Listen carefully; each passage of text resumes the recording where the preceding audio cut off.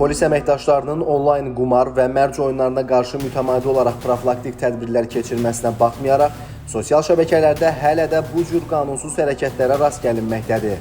Daxili İşlər Nazirliyinin Kibercinayətkarlıqla Mübarizə Baş İdarəsi tərəfindən bu istiqamətdə daha bir neçə əməliyyat texniki tədbir hazırlanaraq həyata keçirilib.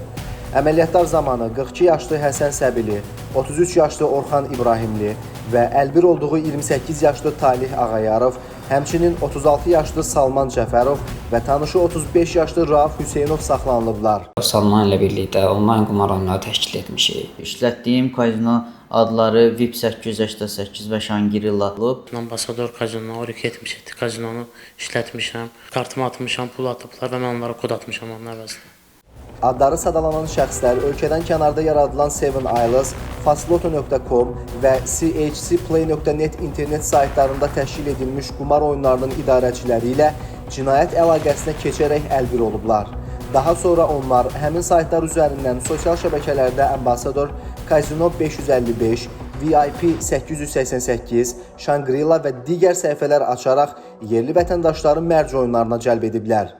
Qasan, mən buradan elə bir baxa bilirəm, oynayanların elə bir ki, registrasiyadan keçənlərin sayı çoxalır da, onların oynayıb oynamadıqlarını mən bilmirəm də qaqa.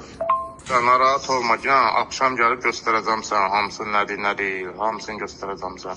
Çoxu o registrasiyadan keçib, amma heç balansa pul vurmayıb. İndi o elə eləyəcək ki, sən hamısını görəcəksən, narahat olmaq.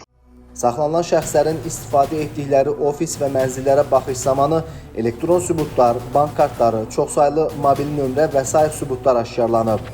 Araşdırmalarla dəstə üzvlərindən götürülən bank kartlarının ayrı-ayrı şəxslərdən müxtəlif məbləğlər müqabilində alınaraq qanunsuz pul köçürmə əməliyyatlarında istifadə edildiyi ilə müəyyən olunub.